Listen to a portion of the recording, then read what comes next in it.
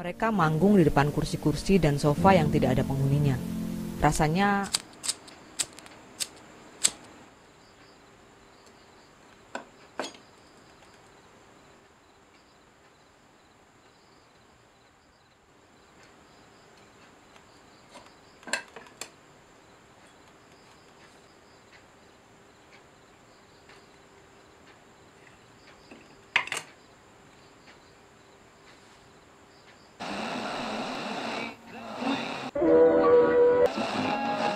Berilah jawaban. selamat datang di podcast Kopi Hitam. Halo para pendengar podcast Kopi Hitam.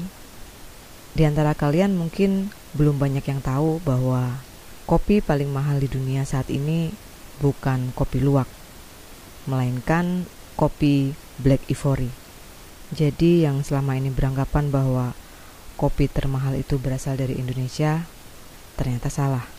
Masih ada yang lebih mahal dari kopi luwak, yaitu Black Ivory. Kopi Black Ivory itu berasal dari Thailand. Mirip sih dengan kopi luwak. Cuman bedanya kalau kopi luwak itu keluar dari kotoran luwak, kalau kopi Black Ivory itu keluar dari kotoran gajah Thailand. Jadi bisa ditarik kesimpulan bahwa kopi yang mahal itu kopi yang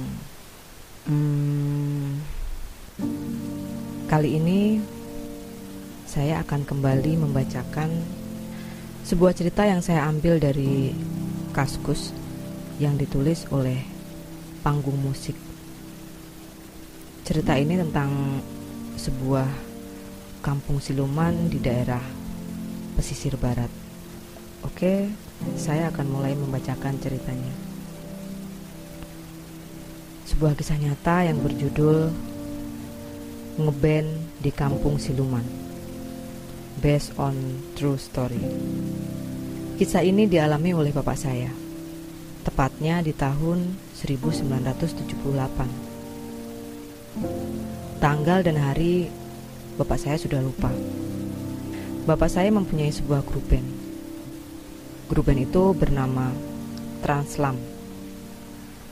Mereka memilih nama tersebut karena di bawah asuhan Departemen Transmigrasi. Setiap ada acara wedding atau acara-acara lain, biasanya warga kota Bandar Lampung sering menggunakan jasa band bapak. Lagu yang dimainkan biasanya lagu pop, keroncong, dangdut, atau lagu-lagu yang tenar pada zaman itu. Suatu hari, band bapak ditawari oleh seorang yang bernama, kita sebut saja Pak Budi, untuk tampil di acara pernikahan di daerah Krui, tempat yang jauh dari kota Bandar Lampung. Di zaman itu, perjalanan bisa ditempuh secepat-cepatnya 12 jam. Namun saat itu Pak Budi menawarkan angka yang fantastis, yaitu 400.000 per band. Angka yang sangat besar pada saat itu. Secara bapak kalau beli radio tape yang terbagus aja barunya masih seharga 15.000. Tanpa pikir panjang, mereka pun menerima tawaran tersebut dengan senyuman yang sangat lebar. Singkat cerita, berangkatlah mereka sekitar 12 orang tepat siang hari dengan rombongan satu bis dan satu truk untuk membawa alat-alat musik dan genset yang kala itu besar-besarnya gak karuan. Bahkan ada ampli yang tingginya setinggi pintu. Perjalanan itu memakan waktu yang lama dan melelahkan karena medan jalan yang sulit, kasar dan sempit. Sampai-sampai tak bisa dilewati dengan dua mobil yang berhadapan. Kalau mau lewat harus berhenti di persimpangan atau lahan yang sedikit lebar. Belum lagi ditambah samping kiri kanan jurang, hutan dan gunung. Perjalanan ke Krui pasti melewati Liwa. Nah, ada satu daerah di Liwa yang bisa dibilang mirip-mirip puncak, namun jauh lebih dingin lagi. Saat mereka sampai di puncak, mereka gak sia-siakan momen tersebut. Rombongan band tersebut sejenak menyeruput kopi sambil menikmati pemandangan malam yang gelap gulita. Kira-kira saat itu menjelang pukul 10. Kelar dari berhenti sejenak, mereka pun melanjutkan perjalanan yang selanjutnya adalah menuruni puncak dan mengarah ke pantai Krui.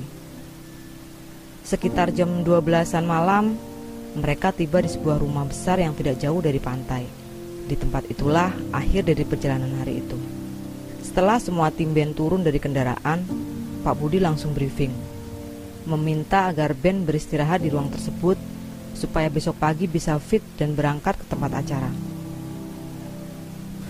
Keesokan harinya, Bapak dan teman-temannya dikagetkan dengan teriakan salah satu dari mereka dari arah toilet. Dia kaget karena dia sudah berpindah tidur tanpa disadari, yaitu tepat di depan pintu toilet. Kata Bapak, memang teman ortu yang satu ini malamnya sebelum tidur sering bercanda dan juga berkata-kata kotor. Saat itu semua band bingung mau ngomong apa, karena mereka juga belum pernah mengalami misteri yang seperti ini. Dan hal tersebut juga sangat menggelikan bagi mereka. Singkat cerita, mereka bersiap dan bergegas untuk berangkat ke tempat acara. Namun mereka dibuat terkaget lagi karena muatan alat musik dan genset sudah tidak ada. Anak-anak band bertanya kepada Pak Budi, dan Pak Budi menjawab dengan santai, "Iya, alat-alat musik udah dipindahkan ke lokasi acara saat kalian lagi tidur." Tanpa menaruh curiga, mereka pun mengiyakan saja. Lalu Pak Budi berkata kepada tim band agar mereka menggunakan cincin yang telah disediakan oleh Pak Budi, masing-masing satu. Cincin tersebut terbuat dari ijuk. Mulai dari situ, kecurigaan Bapak dan teman-teman Bapak bertambah. Mereka bertanya, "Kenapa Pak harus pakai cincin ini?" Pak Budi menjawab, "Ini cuma buat jaga-jaga aja." Walau sedikit bingung dan bertanya-tanya, anak-anak band tetap pakai juga. Mereka memaklumi karena mereka baru saja mengalami kejadian yang agak ganjil. Setelah semua siap, mereka pun berangkat menggunakan bus ke TKP siang hari itu. Pak Budi sebagai guide membawa mereka ke sebuah sungai yang lumayan besar yang tentunya tak bisa dilewati oleh bis. Hanya rakit sederhana yang tersedia, yang hanya bisa dinaiki 5-6 orang. Pak Budi lalu berbicara, "Acaranya ada di seberang sana. Kita harus melewati sungai tersebut dengan rakit ini. Nanti di sana udah ada yang nunggu dengan sepeda motor buat antar kalian ke tempat acara." Kebetulan bapak saya yang duluan. Penyeberangan pertama mereka 4 orang. Sesampai di seberang, ada 2 motor yang sudah siap menunggu, dan berangkatlah mereka dengan 1 motor 3 orang. Selama di perjalanan, bapak saya bingung, kok ini jalan cuma setapak dan alang-alangnya tinggi sekali, sampai mata nggak bisa melihat ke arah jauh. Bapak saya tanya ke pengendara motor, "Pak, ini kita mau kemana sih? Kok lewat daerah kayak gini?" Si pengendara motor menjawab dengan santai, "Udah, tenang aja Pak. Acaranya di depan situ." Ada sekitar setengah jam mereka sudah sampai di tempat kejadian perkara.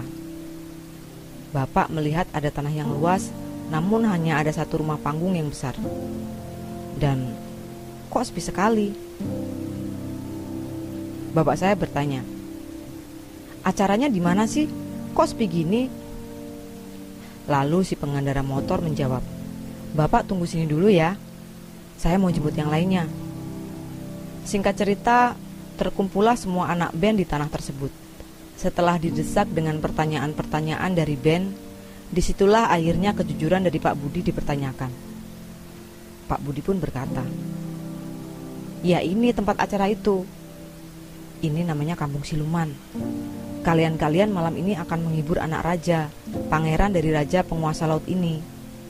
Pangeran tersebut mau mengadakan pesta besar-besaran atas pernikahannya. Malam ini bakal banyak sekali tamu undangan yang datang, termasuk Nyi Roro Kidul. Kalau kalian copot cincin ijuk itu, kalian bisa lihat di dalam rumah tersebut sedang dipersiapkan segala menu masakan dan keperluan lainnya." Lalu Pak Budi melanjutkan, "Tapi jangan sekali-sekali dibuka. Kalau kalian gak pakai cincin itu, saya gak jamin kalian bisa pulang." Di situ kagetlah semua anak band. Mereka semua takut. Perasaan mereka campur aduk, yang tentunya juga penasaran. Apakah itu benar-benar terjadi? Sambil mereka terdiam sejenak, Pak Budi melanjutkan. Aduh, banyak debu. Nggak lama setelah dia berkata seperti itu, turunlah hujan. Namun lucunya hanya di area tanah tersebut yang turun hujan. Tambah penasaranlah anak-anak band tersebut. Mungkin Pak Budi itu semacam pawang hujan. Band berkeputusan untuk tetap melanjutkan pekerjaan mereka. Mau gimana lagi? Mereka kan sudah ada di situ. Tanggung, pikir mereka. Lagi pula kesempatan seperti itu kan nggak datang sembarangan. Lalu Pak Budi kembali berkata, sambil nunggu persiapan, kalian jalan-jalan aja ke tepi laut sambil lihat sarang-sarang burung walet. Tapi jangan terlalu jauh ya. Dalam perjalanan ke pantai yang sekitar 500 meter dari TKP band, mereka melihat goa sarang burung walet yang lumayan besar.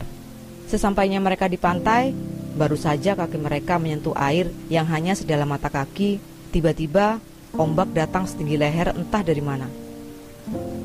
Mereka pun berbalik badan dan berhamburan kembali ke TKP.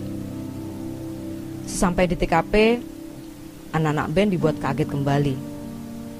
Lahan yang tadinya kosong, sekarang sudah ada satu set panggung lengkap dengan alat musik dan tenda sepanjang 500 meter. Diisi dengan kursi-kursi kayu dan sofa hijau panjang dari bagian paling depan. Mereka semua melongo dan takjub tak karuan. Dari mana barang-barang itu semua?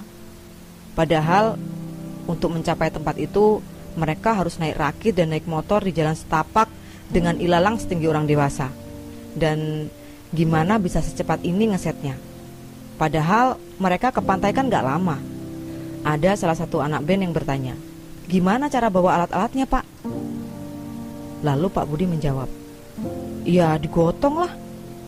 Anak-anak band semakin dibawa di alam yang tidak rasional. Namun mereka tetap berpikir rasional dengan cara tidak membuka cincin tersebut. Menjelang maghrib, Pak Budi berkata ke anak-anak band, kalau kalian mau jalan-jalan, silakan. Karena saat matahari terbenam, nanti kalian bisa lihat rumah-rumah kecil yang tadinya gak kelihatan. Dan benar saja, seakan seperti acara sulap, setelah matahari terbenam, terlihatlah rumah panggung yang kecil-kecil tersebut yang kesemuanya hanya diterangi dengan lampu semprong. Karena penasaran, anak-anak band memberanikan diri berjalan-jalan dan melihat-lihat. Belum jauh dari TKP acara, mereka melihat sebuah rumah yang pintunya terbuka sendiri, seakan mempersilahkan mereka masuk dan bertamu. Spontan semua mengurungkan niat berjalan-jalan. Anak-anak band berhamburan dan bertabrakan, berlarian kembali ke TKP. Singkatnya, mereka pun dipersilakan manggung. Acara dimulai sekitar jam 8 sampai jam 12-an malam. Sedikit canggung karena mereka manggung di depan kursi-kursi dan sofa yang tidak ada penghuninya. Rasanya kayak cek sound aja. Mereka tidak melihat satupun wujud yang menonton. Semua kosong, kecuali mereka sendiri. Setelah selesai acara, anak-anak band bertanya pada Pak Budi, gimana tadi kami, Pak? Pak Budi menjawab, bagus sekali kalian. Penuh tadi acaranya, banyak yang nonton. Bahkan banyak juga yang joget-joget di depan. Dari mana-mana pada datang. Tadi juga sempat datang Nyi Roro Kidul, duduk di sofa hijau itu. Ya, walaupun gak lama. Coba kalian tadi bisa lepas cincin itu, kalian pasti bisa lihat. Pak Budi memberikan penjelasan. Tapi kalian gak boleh buka cincin itu. Soalnya kalau kalian buka cincin itu, kalian bisa gak tahu jalan pulang. Kalian bakalan kesirep atau kecantol dengan wanita-wanita yang ada di sini. Semuanya cantik-cantik, kata Pak Budi. Akhirnya acara mereka hari itu pun selesai. Sayangnya Bapak tidak bisa mengingat bagaimana cara mereka bisa pulang. Dia hanya ingat saat mereka sudah di bis dalam perjalanan pulang. Singkat cerita, 2-3 bulan kemudian, mereka kembali dikontak oleh Pak Budi dengan tawaran yang lebih menggiurkan. Bayarannya 2 kali lipat dari kemarin, tapi tampil di Pulau Pisang. Kata Pak Budi, hanya beberapa jam pakai kapal motor dari tepi laut kampung yang sebelumnya. Walaupun Pak Budi bilang dijamin aman, tapi anak-anak band tetap menolak dengan keras. Mereka tidak mau mengambil resiko untuk tawaran tersebut. Dan ceritanya selesai sampai di sini. Di sini si pencerita sempat investigasi letak tepat daerah yang diceritakan oleh bapaknya. Menurut si pencerita, daerah itu dia perkirakan di daerah Gua Matu. Karena di Gua Matu itu terkenal mistis. Daerah itu sekarang masuk Kabupaten Pesisir Barat. Dan kalau menurut pendapat saya, itu bukan di daerah Gua Matu, tapi daerah Gua Buyung. Karena diceritakan di sini ada gua yang menjadi sarang walet. Sementara di Gua Matu tidak ada sarang walet, tetapi di situ tempat para kelelawar tinggal. Zaman dulu di Gua Matu ada seekor ular besar yang tidur melintang di pintu goa yang bentuknya mirip segitiga itu. Untuk masuk ke goa, kita harus melewati si ular tersebut. Tidak jarang orang yang mencoba masuk harus menahan takut bersentuhan dengan kepala si ular.